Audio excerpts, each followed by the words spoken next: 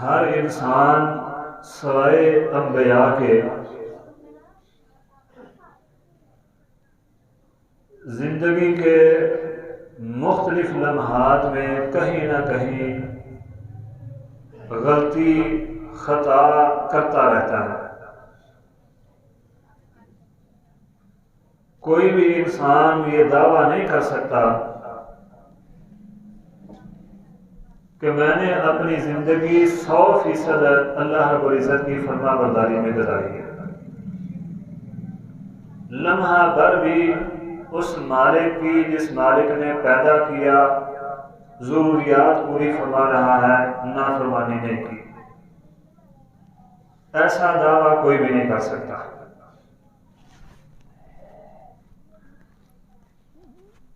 نبی صلی اللہ علیہ وسلم نے فرمایا آدم کی ساری اولاد خطا کار ہے، لیکن بہترین خطا کار وہ ہے جس سے کوئی غلطی ہو جاتی ہے، کوئی کمی کوتاہی سرزد ہو جاتی ہے تو وہ اپنی جبین نیاز کائنات کے رب کے سامنے جھکا کر معافی مانگ لیتا ہے۔ یہ خطا کار بھی ہے اور بہترین خطا کار بھی ہے۔ اللہ سبحانہ و تعالی نے انبیاء کے ذریعے مختلف طریقے بتائے ہیں توبہ کے، معافی کے، بخشش کے۔ مختلف دعائیں ہیں جن کو پڑھنے سے اللہ رب العزت اپنے بندوں کے گناہ معاف فرما دیتے ہیں۔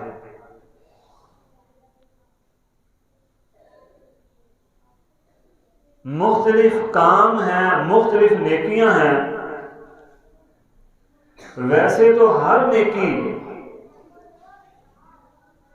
گناہوں کی معافی کا سبب بنتی ہے۔ اولئک یبدل اللہ سیئاتہم حسنات، ہر نیکی گناہ کی معافی کا سبب بنتی ہے۔ صرف یہی نہیں کہ گناہ کی معافی کا سبب بنتی ہے، بلکہ گناہ کی جگہ پر نیکی لکھے جانے کا سبب بھی بنتی ہے۔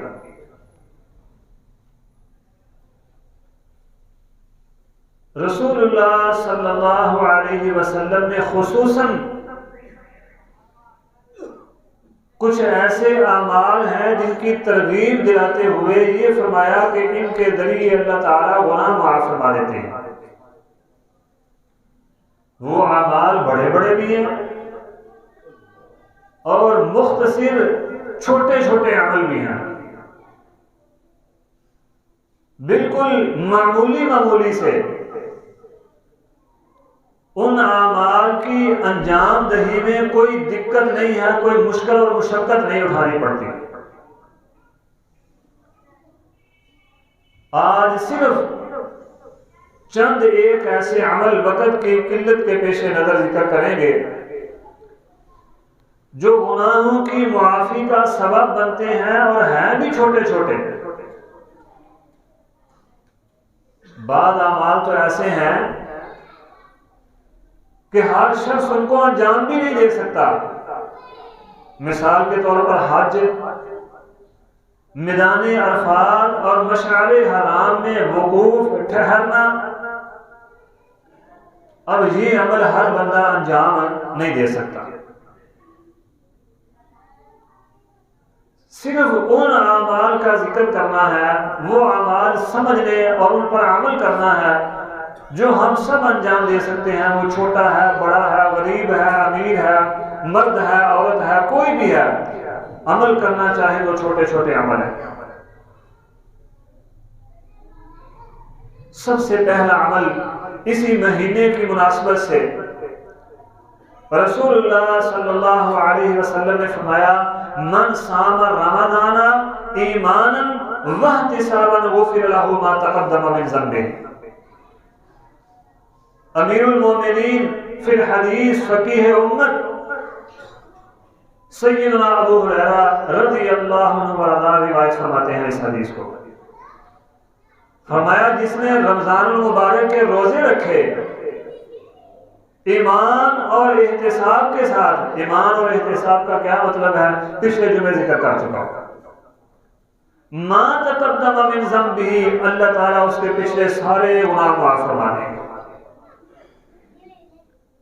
پھر فرمایا من قام رمضان ایمانا واحتسابا غفر له ما تقدم من ذنبہ، جو بندہ رمضان المبارک میں قیام کرتا ہے، نوافل پڑھتا ہے، نماز تراویح ادا کرتا ہے، غفر له ما تقدم من ذنبہ، اللہ اس کے بھی پچھلے سارے گناہ معاف فرما دیتے ہیں۔ میرے بزرگوں ساتھیوں، یہاں ایک بات بڑی اہم ہے، وہ بھی میں آپ کو گزارش کرتا چلوں۔ پچھلے جمعے بھی میں نے اشارتاً یہ بات کی تھی، بلکہ وضاحتاً اشارتاً نہیں۔ ہم مختلف ہیلے بہانے تلاش کرتے ہیں نماز تراویح سے جان چھڑانے کی۔ یہ بعض ایسے ہیں وہ جان تو نہیں چھڑانا چاہتے، لیکن چاہتے ہیں کہ بس مختصر سی تراویحاں ہوں، ہم پڑھیں اور پڑھ کے گھر چلے جائیں۔ دیکھتے ہیں کس مسجد میں بالکل مختصر سی تراویحاں ہوتی ہیں، قاری صاحب ایک ربع یا 2 ربع میں تراویحاں پڑھا کر نماز پڑھا کر فارغ کر دیتے ہیں۔ میں نے کہا پچھلے جمعے بھی عرض کی تھی، کائنات کے رب کو ہیلے بہانے نہیں چاہیے۔ نبی صلی اللہ علیہ وسلم نے جو 3 دن تراویحاں پڑھائی ہیں، صحابہ فرماتے ہیں اتنی لمبا قیام تھا کہ ہمیں اپنے سحری کے فوت ہو جانے کا ڈر تھا کہ ہم بغیر سحری کے ہمیں روزہ رکھنا پڑے گا۔ حضرت عمر رضی اللہ عنہ جب مستقل امام مقرر کیے نماز تراویح کے لیے، تو کتب احادیث میں موجود ہے کہ ایک امام ایک رکعت میں 100 آیات تلاوت کرتا تھا، ایک رکعت میں 100 آیات کی تلاوت کرتا تھا۔ یہ جو ہم قیام کرتے ہیں نا، ایک رکوع یا سپارہ بھی کہہ رہے ہیں، یہ بس یوں کہہ رہے ہیں کہ وقت پاس کرنے والی بات ہے، بس نماز تھوڑی بہت مختصر سی پڑھ لی، وگرنہ صحیح معنوں میں قیام یہ ہے کہ کھڑے ہو کر ٹانگیں بھی سوج جائیں، پھر ہے قیام۔ ام المومنین نے عرض کی تھی نبی صلی اللہ علیہ وسلم سے، اللہ کے نبی آپ کے تو گناہ بھی معاف کر دیے گئے ہیں، پھر اتنا لمبا قیام کہ آپ کے جو پاؤں مبارک قدم مبارک اس میں ورم پڑ جاتے ہیں، کیوں کرتے ہیں آپ؟ فرمایا افلا عبدا شکورا، افلا اکون عبدا شکورا، کیا میں اللہ کا شکر گزار بندہ میرا بن جاؤں پھر اس پر؟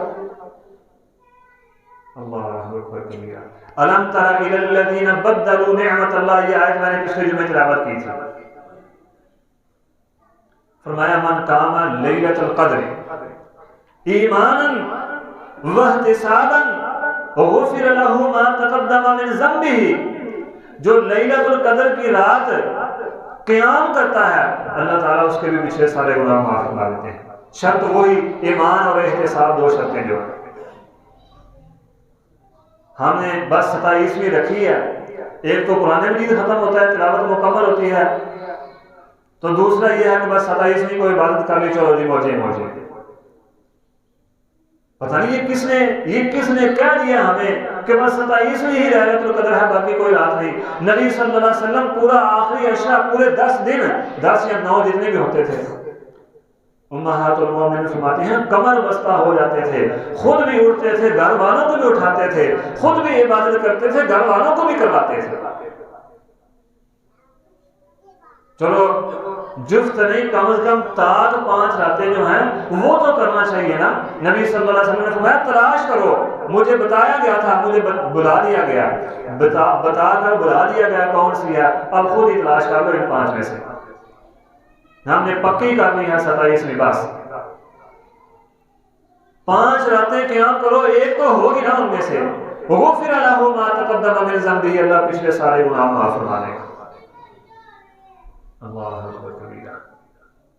شرطیں وہی ایمان اور احتساب، یہ 2 شرطیں ہوں تو پھر، اور کوئی ایمان الحمدللہ ثم الحمدللہ، ہم سب ایمان والے ہیں، کوئی بھی عبادت کرتے ہیں وہ اللہ تعالیٰ سے اجر کی امید سے کرتے ہیں، یہ دو شرطیں اللہ کے فضل سے پہلے ہمارے اندر موجود ہیں۔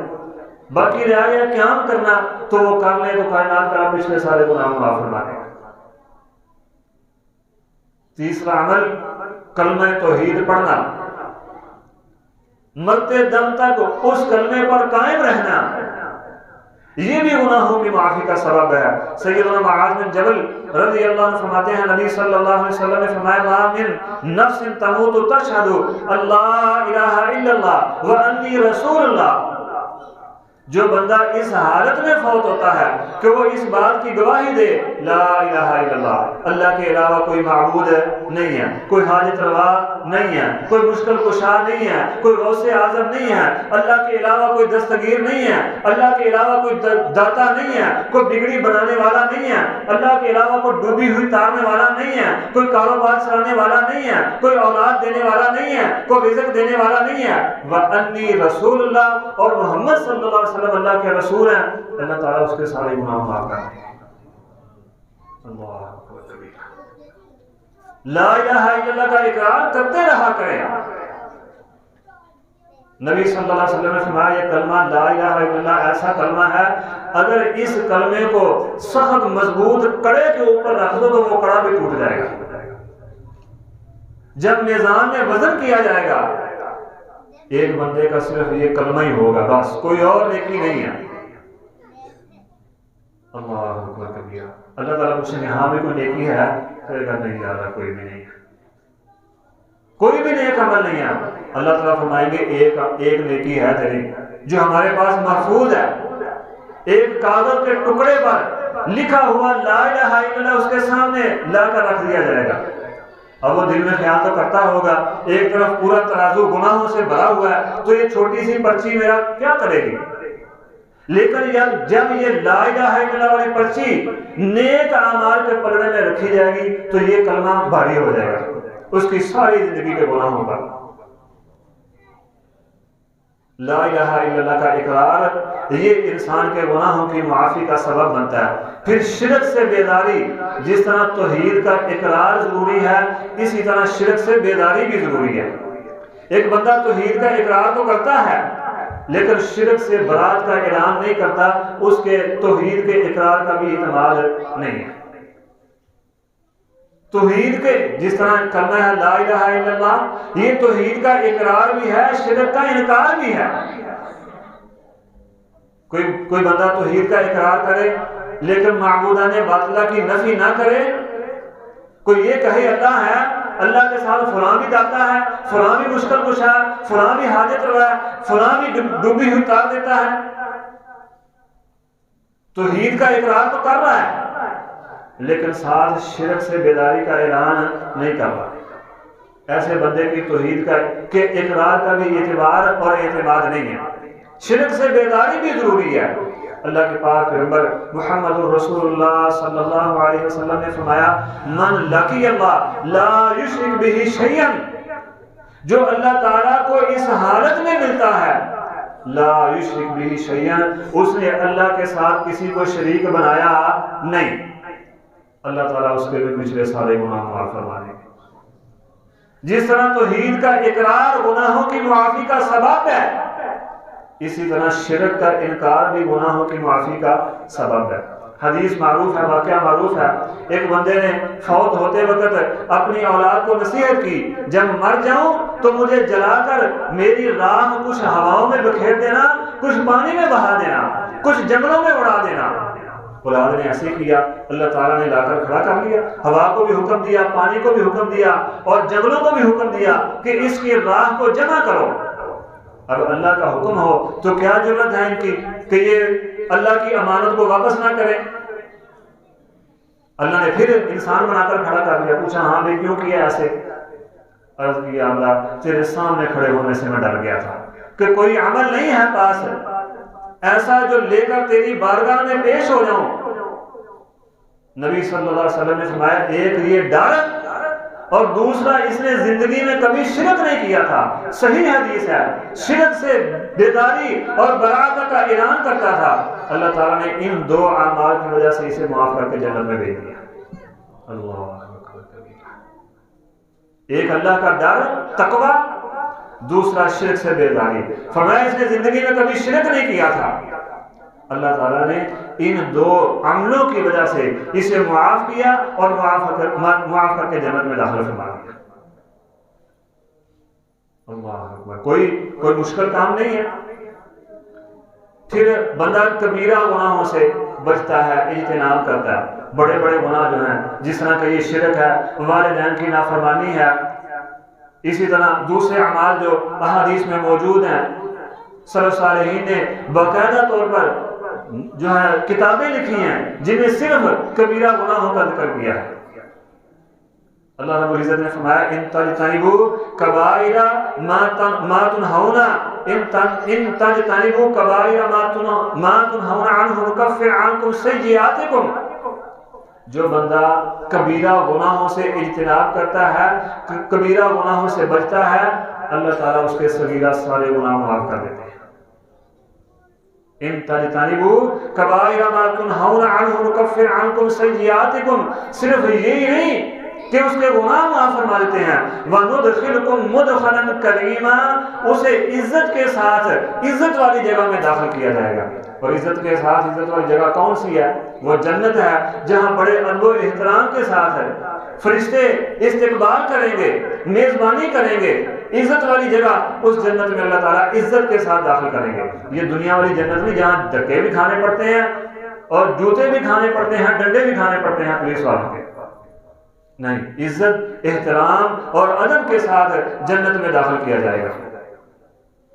پھر فرمایا الذین یجتنبون کبائر الاسم والفواحش.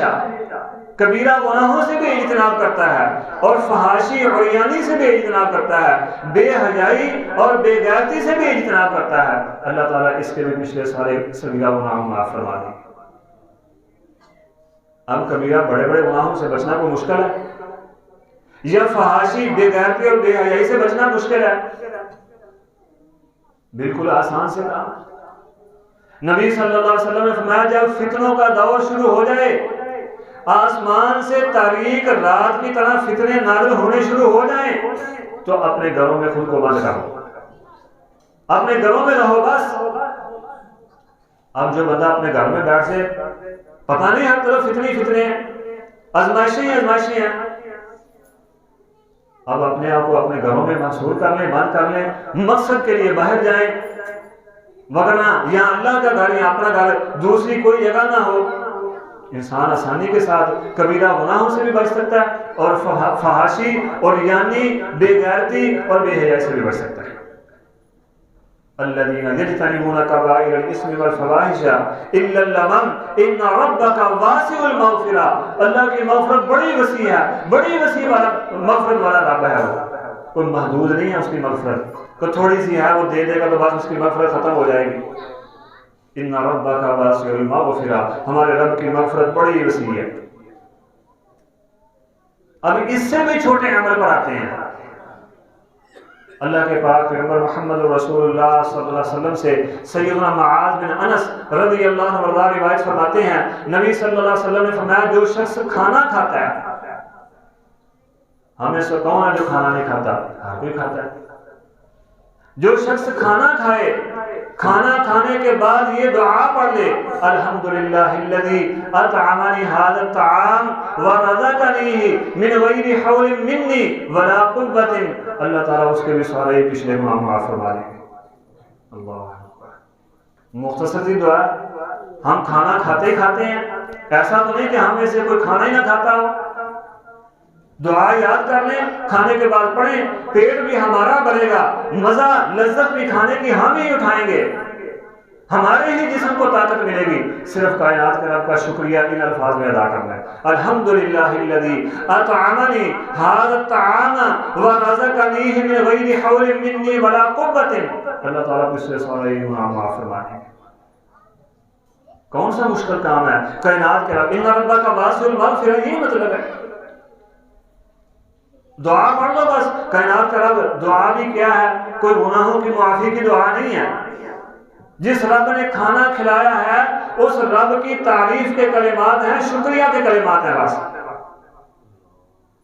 سیدنا معاذ بن انس رضی اللہ عنہ ہی روایت فرماتے ہیں کہ نبی صلی اللہ علیہ وسلم نے فرمایا جو شخص لباس پہنتا ہے، کپڑے پہنتا ہے. اب ہم میں سے کوئی بھی ایسا نہیں ہے جو کپڑے نہ پہنتا ہو. اللہ کی توفیق سے ہم سب نے کپڑے پہنے ہیں. جمعے کی تیاری کی ہم نے، دھوئے ہوئے اچھے. بعض ایسے بھی ہیں جن کو اللہ نے توفیق عطا فرمائی، انہوں نے نئے کپڑے پہنے ہیں. آج نئے ہوں یا پرانے ہوں کپڑے پہنتا ہے. کپڑے پہننے کے بعد یہ دعا پڑھتا ہے الحمدللہ الذی کسانی ھذا الثوب ورزقنی من غیر حول منی ولا قوت. اللہ اکبر. فرمایا غفر اللہ عز وجل لہ ما تقدم من ذنبہ وما تأخر. جس طرح وہ کھانا کھا کے دعا پڑھنے والے کے متعلق فرمایا نا غفر اللہ عز غفر اللہ لہ، اللہ تعالیٰ اس کے گناہ معاف فرما دیتے ہیں. ما تقدمہ جو پچھلے ہیں وہ بھی، ما تأخر جو آئندہ اس نے کرنے ہیں وہ بھی، سارے گناہ اللہ تعالیٰ معاف فرما دیتے ہیں. اسی طرح جو بندہ لباس پہنتا ہے، کپڑے پہنتا ہے، کپڑے پہننے کے بعد یہ دعا پڑھتا ہے الحمدللہ الذی کسانی ھذا الثوب ورزقنی من غیر حول منی ولا قوت. اللہ تعالیٰ اس کے بھی پچھلے سارے گناہ معاف فرما دیتے ہیں. صرف پچھلے ہی نہیں، وما تأخر، اس کے آئندہ جو اس نے کرنے ہیں وہ بھی معاف کر دیتے ہیں. اللہ اکبر. دعا کا ترجمہ کیا؟ اللہ کی تعریف کے کلمات ہیں بس. الحمدللہ الذی کسانی ھذا الثوب، شکر ہے اس مالک کا جس نے مجھے یہ لباس پہنایا، مجھے یہ لباس پہننے کی توفیق عطا فرمائی بغیر میری کسی قوت اور بغیر کسی طاقت کے. ورزقنی من غیر حول منی ولا قوت، مجھے کھلایا پلایا بغیر میری کسی قوت اور طاقت کے. اس مالک کا شکر. بس اتنا سا. غفر لہ ما تقدم من ذنبہ وما تأخر، اگلے پچھلے سارے گناہ معاف کر دیے جائیں گے. کون سا مشکل کام ہے؟ یہ دعا یاد کر لیں، کائنات کا رب معاف فرما دے گا. نبی صلی اللہ علیہ وسلم کے صحابی سیدنا ابو امامہ رضی اللہ عنہ فرماتے ہیں، فرمایا جو بندہ جب اذان ہوتی ہے نماز کے لیے، اذان سن کے وضو کرنے کے لیے نماز کی تیاری کے لیے کھڑا ہو جاتا ہے. اب وضو کرنے کے لیے ٹوٹی کھولی ہے، پانی کھولا ہے، نیچے ہاتھ کیا ہے، پانی کا پہلا قطرہ اس کے ہاتھ پر گرنے سے پہلے اللہ رب العزت اس کے پچھلے سارے گناہ معاف کر دیتے ہیں. پانی کا، حدیث کے لفظ ہیں، پانی کا پہلا قطرہ گرنے سے پہلے اللہ اس کے پچھلے سارے گناہ معاف کر دیتے ہیں. جیسے جیسے قطرات پانی کے بڑھتے جائیں گے اس کے گناہ معاف ہوتے جائیں گے. جب یہ وضو کر کے فارغ ہوگا اس کے سارے گناہ معاف ہو چکے ہوں گے. پھر یہ نماز کے لیے کھڑا ہوگا تو یہ نماز اس کی درجات کی بلندی کا سبب بنے گی. کرنا کیا؟ اذان ہوئی ہے اسی وقت اٹھیں، اٹھ کر کھڑے ہو کر وضو کریں، وضو کی تیاری کر کے وضو کریں، وضو کر کے آ کر نماز پڑھیں. کائنات کا رب صرف گناہ ہی معاف نہیں فرمائے گا بلکہ درجات بھی بلند فرما دے گا. سیدنا عثمان غنی رضی اللہ عنہ فرماتے ہیں بلکہ انہوں نے اپنے آزاد کرتا غلام حمران سے پانی منگوایا، وضو کیا، وضو کرنے کے بعد فرمایا میں نے اسی طرح وضو کیا ہے جس طرح رسول اللہ صلی اللہ علیہ وسلم نے وضو کیا تھا. اور اسی طرح وضو کرنے کے بعد نبی صلی اللہ علیہ وسلم نے فرمایا تھا جو اس طرح وضو کرتا ہے جس طرح میں نے وضو کیا ہے اللہ اس کے پچھلے سارے گناہ معاف فرما دے گا. شرط یہ ہے سنت پر عمل ہو. ہر معاملے میں سنت پر عمل جو ہے وہ ضروری ہے. اگر سنت پر عمل نہیں تو کائنات کے رب کو عمل بھی قبول ہے نہیں. سنت پر عمل کریں کائنات کا رب گناہ معاف فرمائے. پھر نبی صلی اللہ علیہ وسلم کے صحابی سیدنا براء بن عازب رضی اللہ عنہ فرماتے ہیں ما من مسلمین، نبی صلی اللہ علیہ وسلم نے فرمایا ما من مسلمین یلتقیان فیتصافحان الا غفر لهما قبل ان یفترقا. دو مسلمان جب آپس میں ملتے ہیں، کیا خیال ہے ہمارے صبح سے لے کر شام تک اپنے کسی مسلمان بھائی سے ملاقات نہیں ہوتی؟ بیسیوں ایسے لوگ ہیں صبح سے شام تک ہم ان سے ملاقات کرتے ہیں. فرمایا دو مسلمان جب آپس میں ملتے ہیں اور مصافحہ کرتے ہیں، سلام لیتے ہیں، ہاتھ ملاتے ہیں، ان کے جدا ہونے سے پہلے اللہ سبحانہ و تعالیٰ ان کے سارے گناہ معاف فرما دیتے ہیں. ما من مسلمین، دو مسلمان یلتقیان ملتے ہیں، ملاقات کرتے ہیں، اپنی گفتگو کا آغاز السلام علیکم سے کرتے ہیں، مصافحہ کرتے ہیں، ہاتھ ملاتے ہیں، ان کے جدا ہونے سے پہلے، اپنا رستہ ناپنے سے پہلے، اپنی منزل کی طرف جانے سے پہلے اللہ تعالیٰ ان کے پچھلے سارے گناہ معاف فرما دیتے ہیں۔ اللہ کے پاک پیغمبر کے صحابی سیدنا برا رضی اللہ عنہ ہی فرماتے ہیں کہ نبی صلی اللہ علیہ وسلم نے فرمایا تم سے پہلی امتوں میں سے ایک شخص ایسا تھا جب چیز خریدتا یا بیچتا یا قرض کا مطالبہ کرتا تو نرمی کرتا تھا، اللہ تعالیٰ نے اس کے اس نرم کلامی اور نرم رویے کی وجہ سے اس کے سارے گناہ معاف کر دیے۔ اللہ اکبر کبیرہ، بس اپنی زبانوں کو نرم کرنا ہے، اپنے لہجوں کو نرم کرنا ہے، اپنے رویوں کو نرم کر لیں، کائنات کا رب پچھلے سارے گناہ معاف فرما دے گا۔ اللہ اکبر۔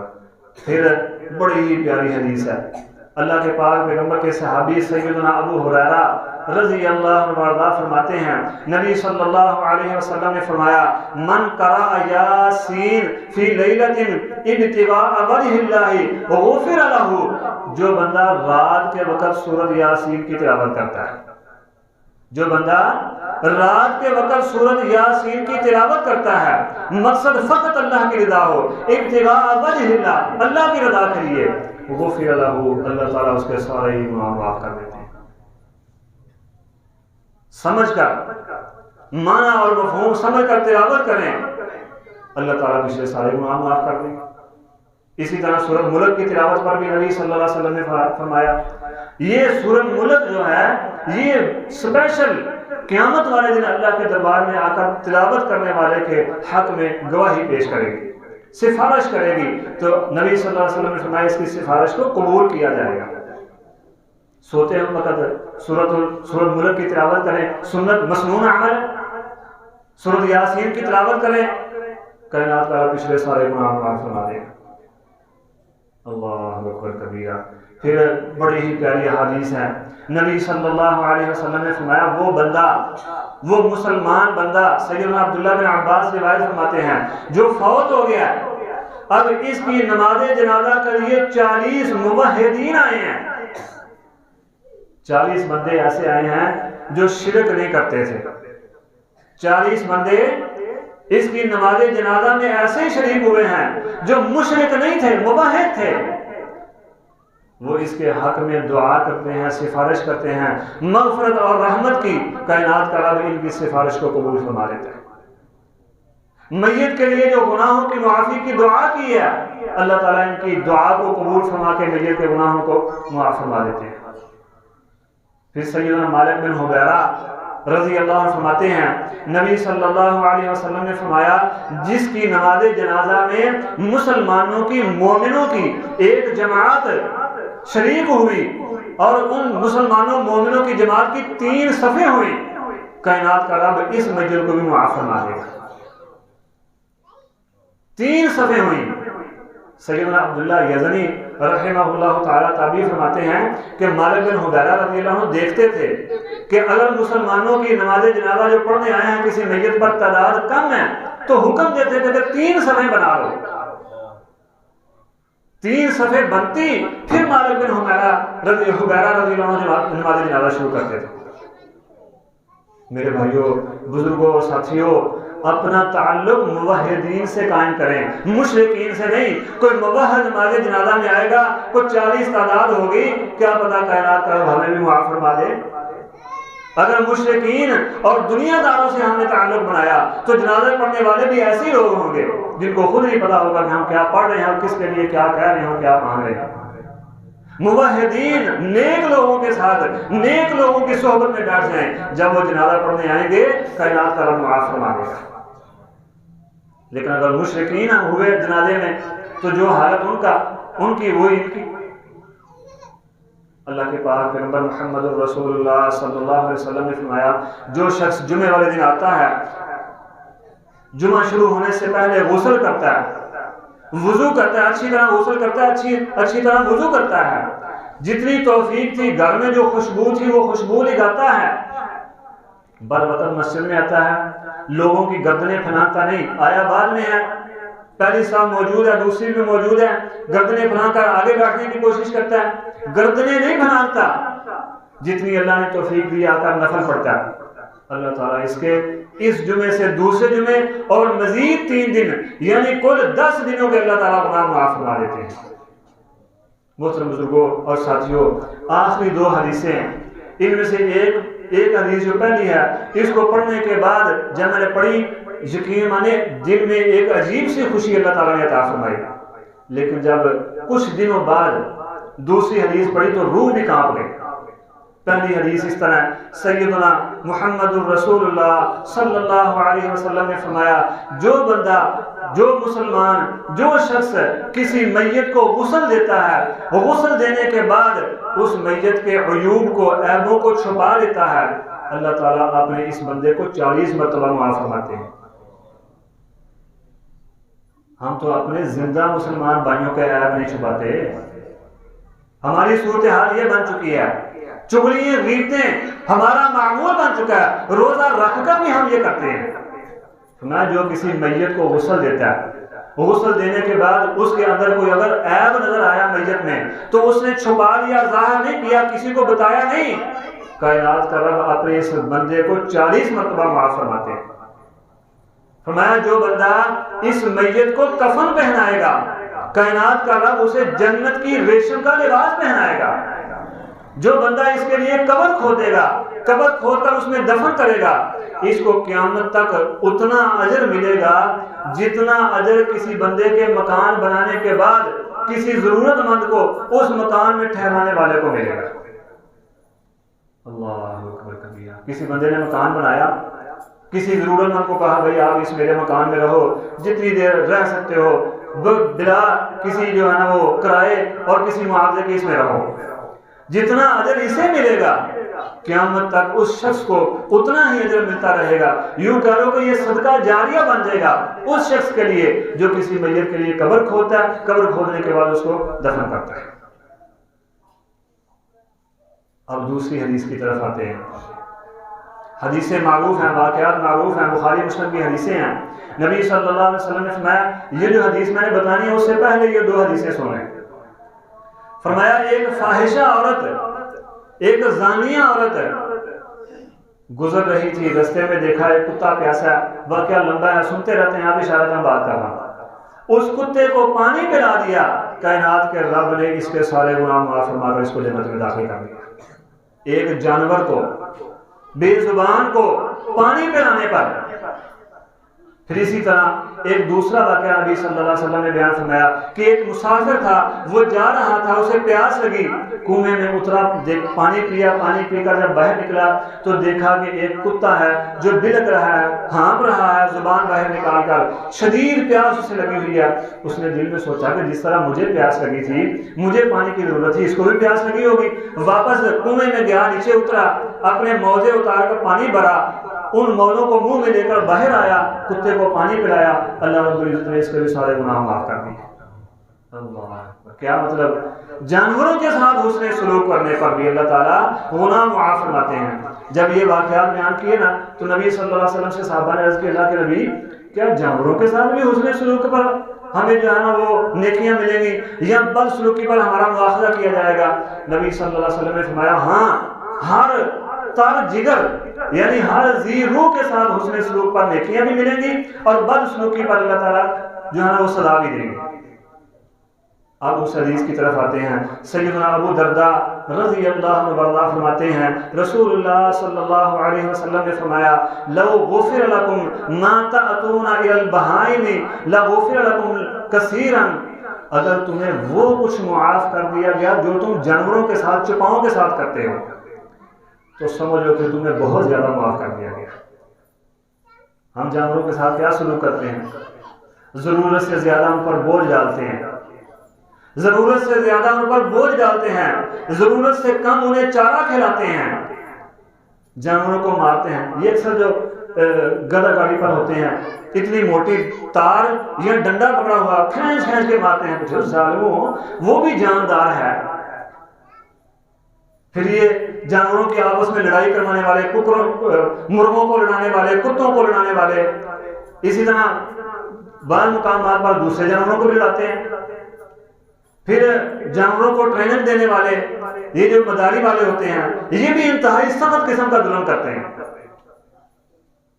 ابھی موسم گرما آنے والا ہے، موسم گرما آنے والا ہے، جانوروں کو پیاس بھی لگے گی، لیکن ہم میں سے کسی کے گھر میں کوئی ایسی جگہ موجود نہیں ہوگی جہاں سے جانور پانی پی سکیں. فرمایا اگر لو غفر لکم ما تأتون الی البہائم، جو رویہ تم جانوروں کے ساتھ کرتے ہو، اگر تمہیں وہ معاف کر دیا گیا تو سمجھو تمہاری بہت زیادہ معافی ہو گئی ہے. میرے بزرگوں ساتھیوں، اپنے اپنے گریبان میں مجھ سمیت ہم جان کر دیکھیں ذرا کہ ہم جانوروں کے ساتھ رویہ کیسا اختیار کرتے ہیں. ابھی اللہ تعالیٰ اپنی رحمت فرمائے، توفیق عطا فرمائے، عید الاضحیٰ بھی آئے گی تو قربانی بھی ہم کریں گے. ہم میں سے اکثر ایسے ہوتے ہیں یا تو چھری چلانے کا پتہ نہیں ہوتا، یا پتہ تو ہوتا تو چھری تیز نہیں ہوتی، یا جانور کے سامنے چھری تیز کر رہے ہوتے ہیں. یہ بھی جانوروں پر ظلم ہے. اگر یہ ساری چیزیں ہمیں معاف کر دی گئی. سیدنا عبداللہ رضی اللہ عنہ نے دیکھا ایک بندہ ایک بکری کو کھینچ کر، دھکے سے کھینچ کر قربان گاہ کی طرف، ذبح خانے کی طرف لے کر جا رہا ہے. سیدنا عبداللہ فرماتے ہیں تیرا بیڑا غرق جائے، اس کو لے کر جانا ہے تو احسن طریقے سے آرام کے ساتھ اسے اس کی قربان گاہ کی طرف لے کر جاؤ. ہم کیا کرتے ہیں؟ ہمارا رویہ کیا ہوتا ہے؟ یہ ہم سب جانتے ہیں. اللہ سے دعا اللہ ہمیں سمجھنے کی اور عمل کی توفیق عطا فرمائے. اقول قولی ھذا واستغفر اللہ لی ولکم ولسائر المسلمین واستغفروہ انہ ھو الغفور الرحیم.